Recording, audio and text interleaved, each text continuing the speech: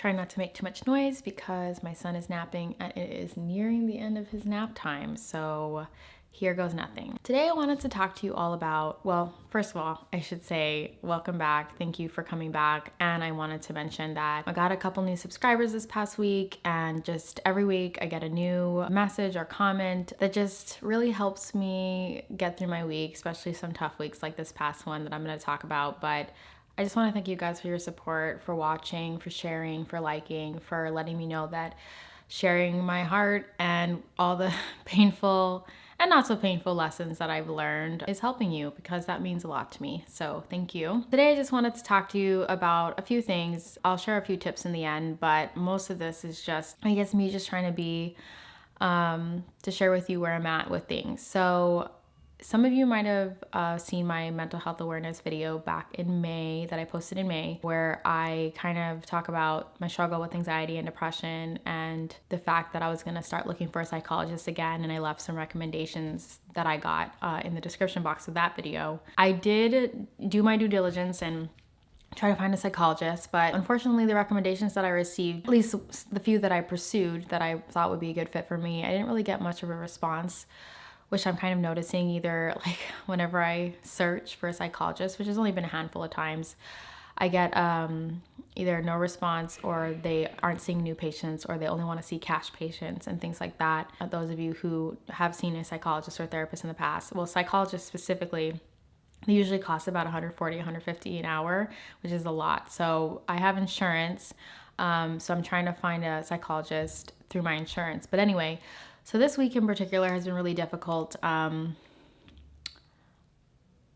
In a few ways. So one of the things is a long-term friendship of mine, a really good friend of mine. We had to kind of part ways. I always hear that some friendships are only for a season. Very few are for a lifetime. So that was really, really hard. But it felt like it was for the best. So I'm okay with that. But it kind of just, I guess, triggered a few other things. And just the past few months in general, since September, there's been a lot of events that have really triggered my anxiety and depression. And I've really been just ignoring it and shoving it down because I've had a lot to do, and it's easy to shove things down when you have a lot to do. But then this past week, every single night, I've just not been sleeping. I always struggle with sleep, but it's been particularly bad this week, where I just can't really get into deep sleep. I'm having really bad nightmares. And then around 4 a.m. every morning, I'm just lying awake. And then my son wakes up at 6 to eat, and I nurse him and I put him back in his crib, and then I just lie awake for another few hours until like 7, and then 7 or 8, and then I get up. So that's been sucking. We all know how hard it is not to have sleep in general. And then you add on top of the fact that there's work to do and deadlines to be met and kids to be fed and butts to be wiped and all that stuff that comes along with it. And then also, I have to eat and take care of myself too. So it's been a really tough week. I really don't want to, I love making those like how to do this and how to do that videos and share with you what I learn, but I don't want to come across, I don't want to project this false image that I have it all together and every time I fall, I get back up and I know exactly what to do next, because that is not true. The few videos that I've made where I can tell you what to do next, or I can tell you what I've learned right away, is because they're things that I've been thinking about for months and I've kind of had time to process them. But, there's the other side of me, which there's a lot of things that I'm still struggling with, and there's a lot of emotional maturity that I'm trying to develop. And especially when it comes to the trauma that I experienced throughout my life, and in particular in my childhood, there's so many unresolved issues, so much healing that needs to happen. It's just really, really rough. So I've been meaning to get back on the bandwagon of finding a psychologist. I did keep my word, and I looked up psychologists back in May, and I did make an appointment for June, and I went and saw a psychologist, but it was awful. It was like we weren't on the same page at all. She was treating me like I was a child. She was kind of making me feel like I was stupid the whole time, and it was just like we just weren't seeing eye to eye. So I didn't make a new appointment with her, and I was just very discouraged by that. And I, again, just let the busyness of life take over. But like I'm saying, the insomnia is coming back, the anxiety is coming back, the depression is coming back. And while I've been better about handling it in my relationship, like I don't take it out on my husband and things like that, which, let's admit, we all do that when we struggle with mental illness. Sometimes we take it out on those we care about, and that sucks. But I've managed to learn how not to do that. But at the same time, because it's not coming out of me, because I'm not seeing it come out of me, I'm not recognizing how much it's affecting me internally. So I'm keeping a lot of stuff in, which isn't good either. But because, like I said last week, that I put my like 2 weeks notice in for one of my clients, I've started to develop that awareness again. And it's like, it's nice, but at the same time it sucks. Like, let's be real, being aware, it's great, but at the same time it's scary, because some of us would rather not know what our deepest thoughts are. Some of us would rather not have those fears and anxieties that are suffocating, literally suffocating, come up and kind of tell us what to do and dictate our day. And I'll have days where I'm like, no, you're not going to take over. I'm the boss of my brain, not you, anxiety. But sometimes anxiety wins, and anxiety has been winning, and it sucks. So what I literally had to do to explain this process, I think it was about a month or two ago, I called the Women's Coalition, and they're basically this like advocate group for women who have been abused in a lot of different ways, verbally, psychologically, physically, sexually. And you just call them and they assign an advocate to you who talks to you and helps you through whatever you need to do, whether it's get a restraining order, find a psychologist, take one of their free yoga classes that they offer every once in a while, or all these different resources that they offer. Actually, one of the people who called me from the Women's Coalition offered to do 12 free psychology sessions, like therapy sessions with me. But she ended up being really far away and I just couldn't swing it with like my kid and stuff. But so she referred me to somebody locally, and while they didn't have a psychologist like on staff, she gave me immediately some recommendations of psychologists who take insurance and psychologists who see patients on a sliding scale, which means that they offer like a discounted rate, which is really great. And she just was so nice. Like, it was so nice to hear somebody who, she was just so nice over the phone. I haven't even met this person, and she was so supportive, and she asked if I would like her to follow up. And so she's been following up on a weekly basis, and that has really held me accountable. I mean, don't get me wrong, I have an amazing husband and he is always looking out for me, but this is his day-to-day as well, and he has things going on for him as well, and it's hard for him to keep up with all of my things.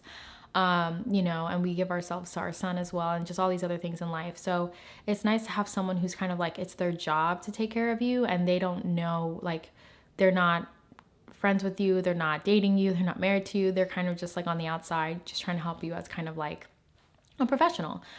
So that's what started like my journey. And then it took several weeks for me to, the pressure was on for me to like reach out to a psychologist, because I knew the Women's Coalition advocate was going to follow up with me the next week, and I still hadn't done anything. And it was really hard, like with work and stuff. And I always was putting like work first, which I mean, sometimes we just have to do. Like, I'd just get up and I'd get straight to work, and then I'd take care of Charlie and take him out to the park. And by that time I got home, it was 5 p.m. and everyone was closed. And that would be every single day. So I got the phone call, and it was very humbling, because I had to say, no, I haven't actually called any psychologists, and which was a little embarrassing. So it motivated me to make time for it.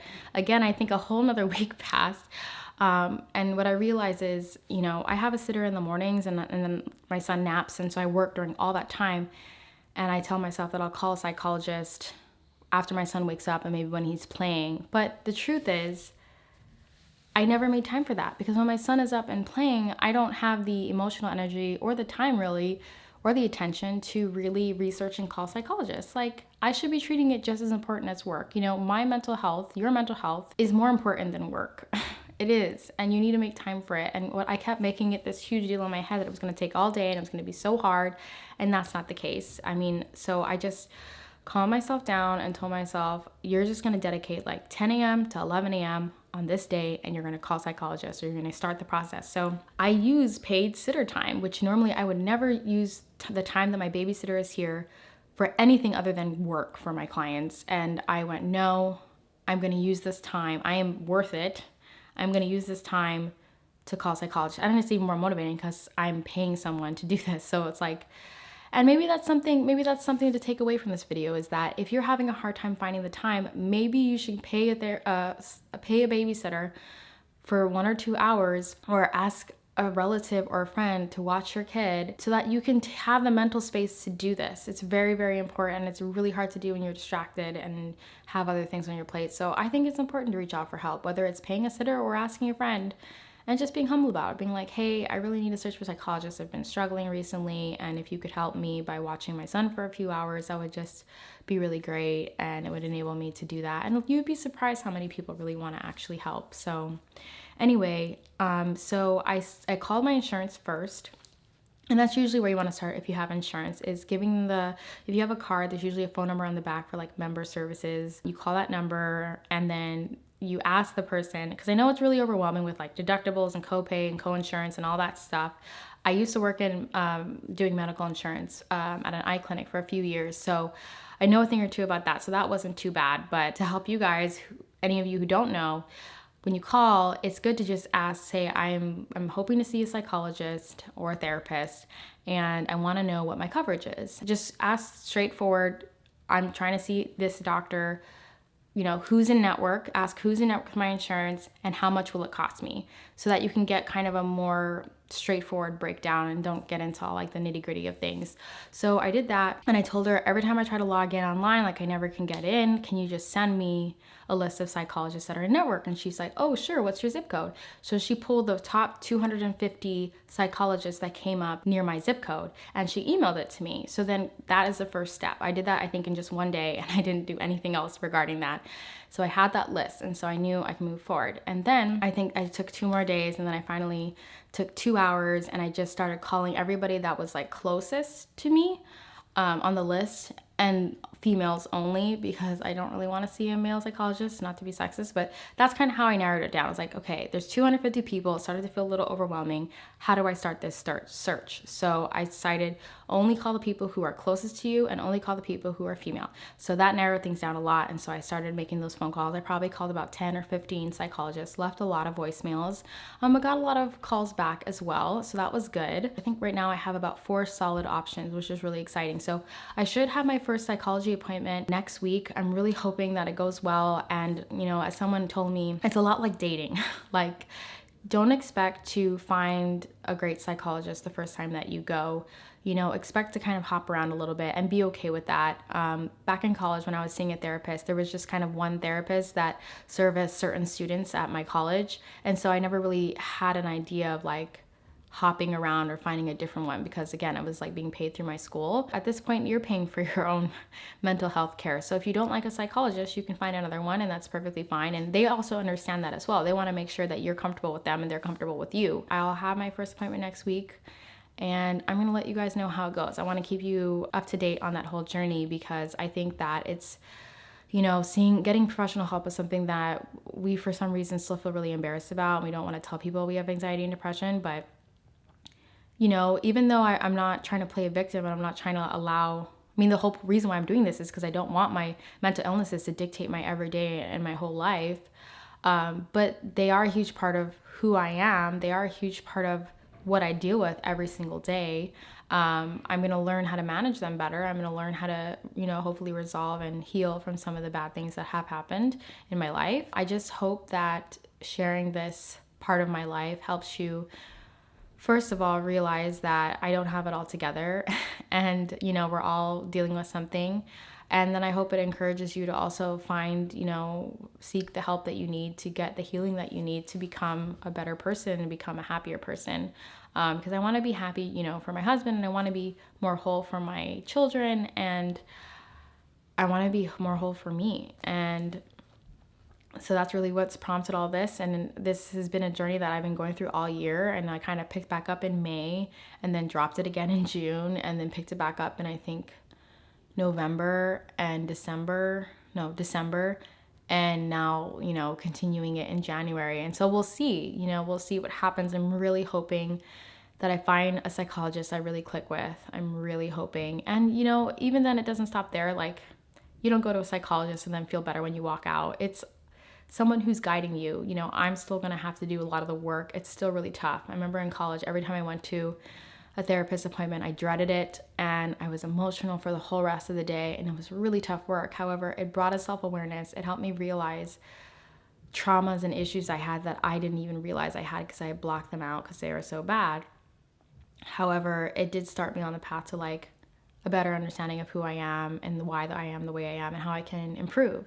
So that's you know, something to be excited about. Sorry this video couldn't be more upbeat or more lighthearted. I keep wanting to make a lighthearted video, but this is what was on my heart this week, dealing with this, and I'll keep you up to date like I said. But yeah, just please pray for me if you can. This is really hard stuff. I mean, it's so funny because I love trudging forward on projects and exciting new things, and I'm pretty fearless, I think, most of the time, but it's amazing how much I crumble when I have to like pick up my cell phone and call a doctor or a psychologist. And I just challenge you in 2018 to seek the help that you need this year and don't put it off anymore. Thank you so much for watching. I really appreciate each and every one of you, and I'm excited to take you on this journey with me. Yeah, I guess that's it. I'll see you next week. Have a good week.